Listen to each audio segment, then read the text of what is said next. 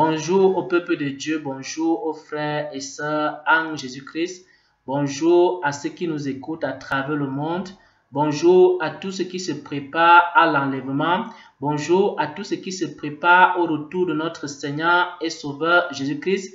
J'espère que vous vous portez bien, j'espère que vous faites des progrès en Christ, j'espère également que vous ne devez rien à personne. Pourquoi? Parce que, bien-aimés frères et sœurs en Jésus-Christ, j'aimerais partager un enseignement avec un bien-aimé, j'aimerais partager une parole avec une bien-aimée, et cette parole s'intitule « Le chrétien et les dettes financières ». Cette parole s'intitule « Le chrétien et les dettes financières ». Pourquoi? Parce que de plus en plus de nos jours, nous voyons des chrétiens être endettés, des chrétiens être surendettés, mais les Écritures nous enseignent que celui qui emprunte et qui ne rend pas est un méchant, comme le dit le Psaume 37, verset 12.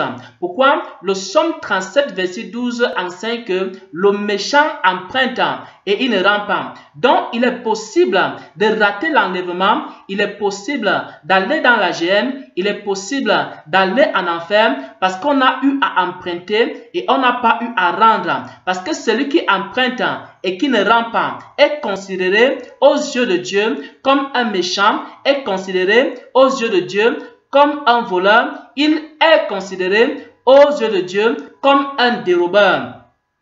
Donc maintenant, la question c'est de savoir comment est-ce que j'ai eu à cœur de partager cet enseignement, de partager cette parole avec le peuple de Dieu. J'aimerais expliquer ici le contexte dans lequel j'ai eu à recevoir cette parole, j'ai eu à cœur de partager cette parole avec les bien-aimés frères et sœurs en Jésus-Christ à travers le monde.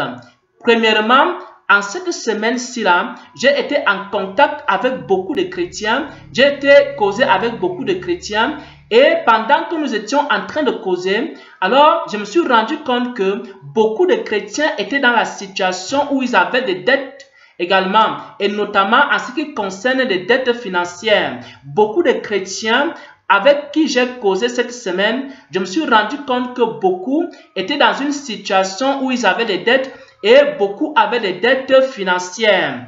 Et certains m'ont même posé la question parce qu'il y a une dame qui m'a posé la question de savoir comment moi je faisais pour vivre dans ce monde-ci sans contracter des dettes. Comment je faisais pour vivre dans ce monde-ci sans contracter des dettes. Pourquoi? Parce que la culture des dettes, la culture des emprunts, la culture qui consiste à emprunter et à s'endetter est tellement omniprésente dans le monde que cette culture-là a affecté même l'Église, a affecté même les enfants de Dieu, a affecté même les serviteurs de Dieu. Donc, ça c'est la première des choses qui me pousse ici à partager une parole qui concerne le chrétien et les dettes financières. Pourquoi? Parce que la majorité des chrétiens, la majorité des hommes de Dieu, la majorité des serviteurs de Dieu, la majorité des chrétiennes sont liés dans les dettes, dans des emprunts de toutes sortes, dans des jougs financiers et ils n'arrivent pas à s'en sortir. Et cela peut également être un obstacle et un blocage, quelque chose qui peut les empêcher d'entrer dans la vie éternelle. Deuxièmement, pourquoi est-ce que je partage cette parole? C'est parce qu'en cette même nuit, après que j'ai traversé une semaine où j'étais en contact avec des chrétiens et ils étaient en train de me parler des dettes financières qu'ils avaient et beaucoup s'inquiétaient des dettes qu'ils avaient. Ils me posaient la question de savoir comment moi je fais pour vivre sans les dettes. Et ensuite, le Seigneur m'a parlé de ça dans un songe. Et dans un songe, il m'a montré que j'étais en train de faire une vidéo. Et cette vidéo-là parlait des dettes. Cette vidéo-là parlait des dettes.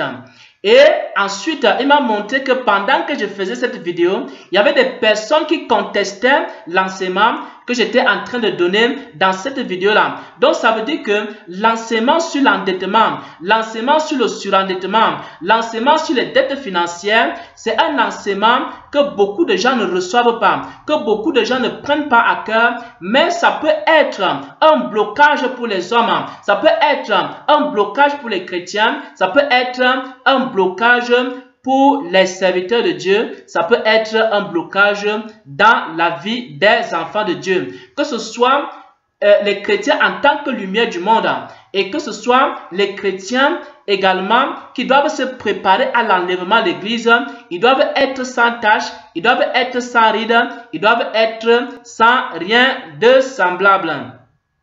Donc maintenant, la première question qui se pose ici, que nous pouvons poser en ce qui concerne le thème sur le chrétien et l'endettement.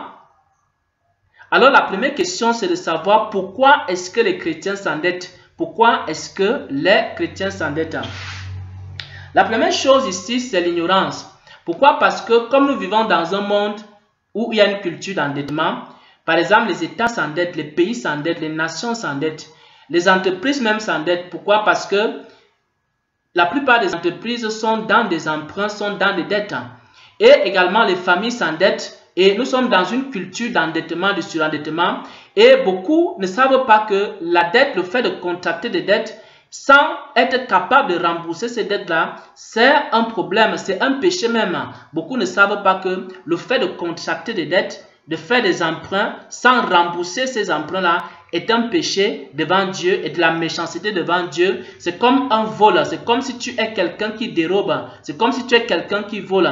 Parce que tu prends ce qui n'est pas à toi et tu ne redonnes pas à celui qui t'a prêté. Donc, la première des choses, c'est que les gens ne sont pas conscients, les chrétiens ne sont pas conscients déjà que la dette est un péché, que le fait de contracter des dettes sans rendre ces dettes-là, c'est un péché devant Dieu et que si la trompette sonne et que tu te retrouves avec des dettes que tu n'as pas eu à éponger, il est possible que tu rates l'enlèvement.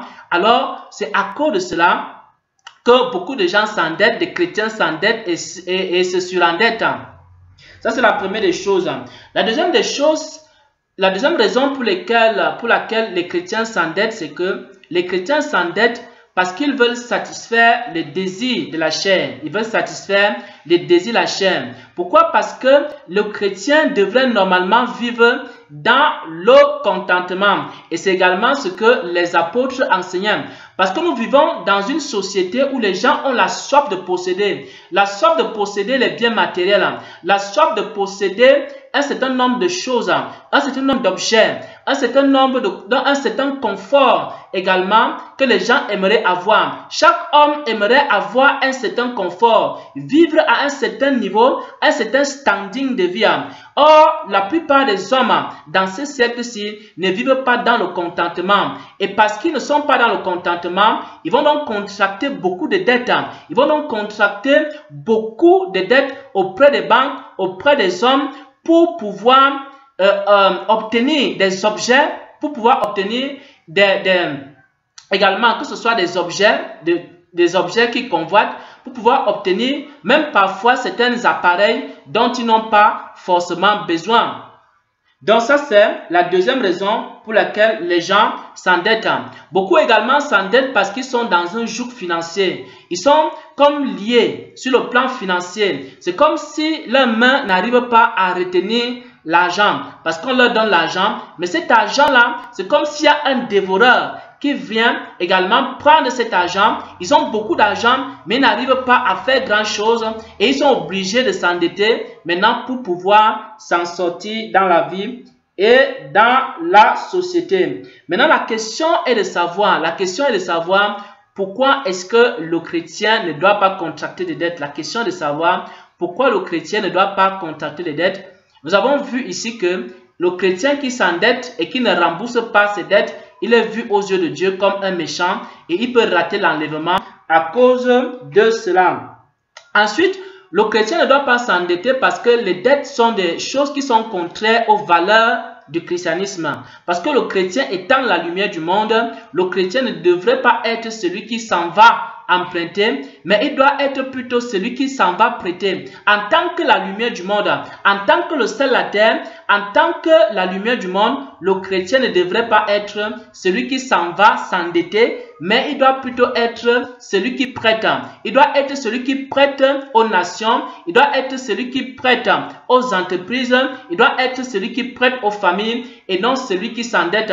Pourquoi? Parce que la grâce de Dieu est sur lui, parce que la faveur de Dieu est sur lui, parce que la lumière de Dieu est sur lui, parce que la grâce de Dieu abonde et surabonde dans sa vie. Et c'est pourquoi le chrétien ne doit pas être celui qui prête, qui emprunte, mais il doit plutôt être celui qui prête.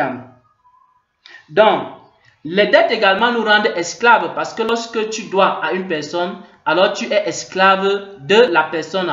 Donc, tu es obligé, tu es soumis à la personne. Lorsque tu as une personne à qui tu as emprunté l'argent, alors tu deviens esclave, tu deviens soumis à la personne. Donc, le chrétien également, lorsqu'il s'endette, il est en train de se soumettre. Lorsque tu t'endettes auprès des hommes, tu te soumets à cette personne-là. Et parce que tu te soumets à cette personne-là, tu n'es plus soumis à Christ, tu n'es plus soumis à la vérité, tu n'es plus soumis à Dieu. Et cela n'est pas agréable aux yeux de Dieu que ses serviteurs partent se lier par les dettes, que ses enfants partent se soumettre aux hommes par les dettes, que ses serviteurs partent se soumettre aux banques par les dettes. Maintenant, comment est-ce que nous devons faire pour éviter les dettes? Bien-aimés frères et sœurs en Jésus-Christ, depuis plusieurs années, je n'ai pas eu à contracter des dettes ni auprès, que ce soit auprès des banques, ou alors que ce soit auprès des hommes, que ce soit auprès des personnes. Mais comment est-ce qu'on peut donc vivre dans ce monde-ci sans avoir les dettes? Enfin, c'est la question à laquelle les gens se posent. Est-ce qu'il est possible véritablement de vivre dans ce monde sans contracter des dettes? Il y a beaucoup de chrétiens qui vivent dans ce monde. Il y a des chrétiens qui vivent dans ce monde sans contracter des dettes. Il y a des chrétiens qui arrivent à vivre dans ce monde sans contracter des dettes. Mais il faut qu'il fasse un certain nombre de choses. L'une des premières choses qu'il faut faire pour qu'on ne soit pas dans les liens des dettes, il faut marcher selon la volonté de Dieu. Il faut vivre dans la volonté de Dieu. Il faut vivre selon la volonté de Dieu. Pourquoi? Parce que si nous marchons dans la volonté de Dieu, le Seigneur est avec nous. Si nous marchons dans la volonté de Dieu, le Seigneur nous soutient. Si nous marchons dans la volonté de Dieu, le Seigneur nous protège. Le Seigneur nous accorde sa grâce et le Seigneur pourvoit également à nos besoins. La deuxième chose que nous devons faire, c'est que nous devons nous préoccuper des choses d'en haut. Pourquoi? Parce que le Seigneur Jésus a dit, cherchez premièrement le royaume des cieux et sa justice, le reste vous sera donné. Dieu prendra soin de nous si nous cherchons les choses d'en haut, comme il a pris soin d'Élie. Élie a vécu dans le désert, mais il n'a manqué de rien, parce que même les corbeaux nourrissaient Élie. Le peuple d'Israël a vécu dans le désert, il n'a manqué de rien. Pourquoi? Parce que la manne venait du ciel et la manne était donnée et distribuée au peuple d'Israël. Donc si nous recherchons premièrement les choses d'en haut, ensuite Dieu prendra soin de nous parce que Dieu connaît nos besoins, parce que Dieu connaît nos difficultés, parce que Dieu sait mieux que nous-mêmes ce dont nous avons besoin. Mais si nous fixons nos regards sur Christ, nous fixons nos regards sur les choses d'en haut, alors Dieu prendra soin de nous en ce qui concerne nos familles. Il prendra soin de nous en ce qui concerne nos enfants. Il prendra soin de nous en ce qui concerne notre manger, nos vêtements. Il nous donnera de quoi subvenir à tous nos besoins. Chaque jour, sa grâce va nous accompagner. Elle va abonder dans nos vies. Elle va surabonder également dans nos vies parce que Dieu est capable de subvenir aux besoins de ses enfants. Dieu est un Père responsable. Dieu est un Père responsable. Si nous marchons avec lui, si nous sommes soumis à sa parole, si nous sommes soumis à sa volonté, alors il est capable de subvenir à nos besoins.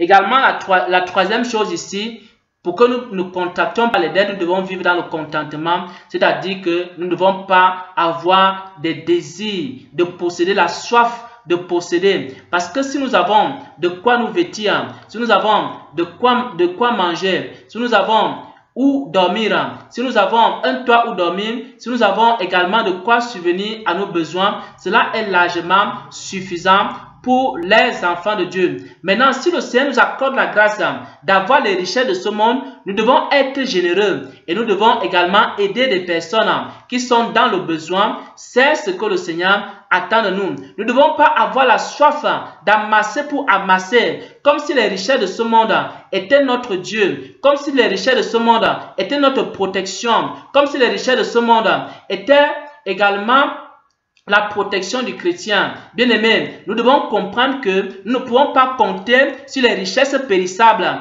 mais nous ne pouvons compter que sur le Seigneur Jésus qui nous donne toutes choses et qui subvient à nos besoins. Donc, la troisième chose, c'est que nous devons vivre dans le contentement. Et si nous vivons dans le contentement, alors nous n'aurons pas la soif de posséder des choses qui ne sont pas toujours utiles. Parce qu'il y a beaucoup de choses que nous avons, mais qui ne sont pas toujours utiles.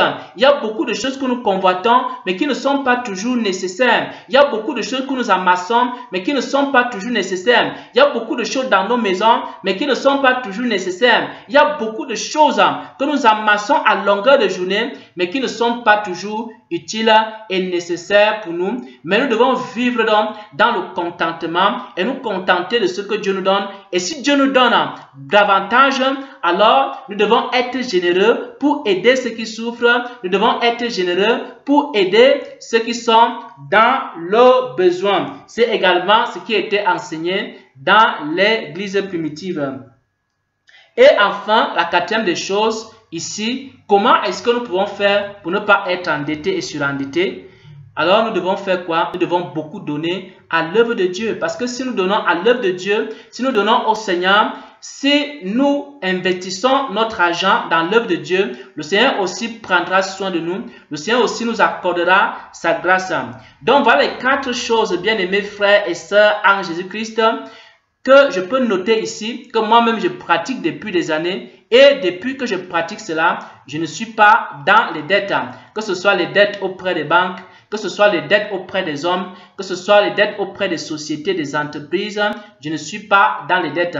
J'arrive à subvenir sans être dans les dettes. Pourquoi? Parce qu'il y a ces 4 choses-là que j'arrive à faire. La première des choses, c'est quoi? C'est que je marche dans la volonté de Dieu et le Seigneur m'accorde sa grâce, il m'accorde sa protection. La deuxième des choses, c'est quoi? C'est que je me préoccupe beaucoup des choses célestes. Et pendant que je me préoccupe des choses célestes, Dieu prend soin de moi. Pourquoi? Parce que le Seigneur Jésus a dit, cherchez premièrement le royaume des cieux et sa justice, et le reste vous sera donné. Troisième chose ici, c'est le contentement. Bien-aimés frères et sœurs en Jésus-Christ, j'ai appris à vivre dans le contentement, à ne pas convoiter les grandes choses. Et que toutes choses, le Seigneur donne toutes choses en son temps. Et lorsque le Seigneur m'accorde des grâces, je suis généreux et j'essaie d'aider ceux qui sont dans le besoin. Et quatrième et dernière chose, pour que vous n'ayez pas les dettes et que vous ne contractez point les dettes et que vous soyez capable de mener une vie sans dette, que je pratique également, c'est beaucoup donner en ce qui concerne l'œuvre de Dieu, beaucoup investir en ce qui concerne l'œuvre de Dieu, parce que j'ai beaucoup investi de mon temps, j'ai beaucoup investi de l'argent en ce qui concerne aussi l'œuvre de Dieu, en ce qui concerne le matériel de l'œuvre de Dieu, en ce qui concerne la propagation de l'évangile dans le monde. J'ai également beaucoup donné et je continue à donner en ce qui concerne l'œuvre de Dieu pour que la parole de vérité, pour que la parole de justice soit connue dans le monde. Et si vous faites ces choses-là, alors le Seigneur vous accordera la grâce d'être au-dessus des dettes. Le Seigneur vous libérera des différentes dettes dans lesquelles vous vous trouvez. Vous allez maintenant être de ceux qui prêtent, de ceux qui prêtent et qui n'empruntent point. Vous serez maintenant de ceux qui donnent et qui ne sont pas en train de se mettre sous le joug des dettes. Pourquoi? Parce que vous avez été capable de marcher dans la volonté de Dieu. Premièrement. Deuxièmement, vous avez été capable, après avoir marché dans la volonté de Dieu, de vous préoccuper des choses du royaume des cieux et le Seigneur prend soin de vous. Et troisièmement, vous avez été capable de vivre dans le contentement. Et quatrièmement, vous avez été capable d'investir dans l'œuvre de Dieu. Et si vous faites ces choses-là, si vous faites ces 4 choses, alors le Seigneur vous donnera la grâce, il vous accordera la grâce d'être victorieux des dettes. Ainsi, vous serez prêt pour l'enlèvement, vous serez toujours prêt pour l'enlèvement sans avoir aucune dette. Donc, retenez une chose, ne devez rien à personne. Donnez à vos femmes ce que vous devez à vos femmes. Donnez à vos enfants ce que vous devez à vos enfants. Donnez à la société ce que vous devez à la société. Donnez à vos entreprises ce que vous devez à vos entreprises. Donnez à vos parents ce que vous devez à vos parents. Donnez à vos pasteurs ce que vous devez à vos pasteurs. À vos conducteurs ce que vous devez à vos conducteurs. Ne devez rien à personne, mais donnez à chacun ce qui lui est dû, à César ce qui est à César et à Dieu ce qui est à Dieu. Au nom de Jésus-Christ. Amen.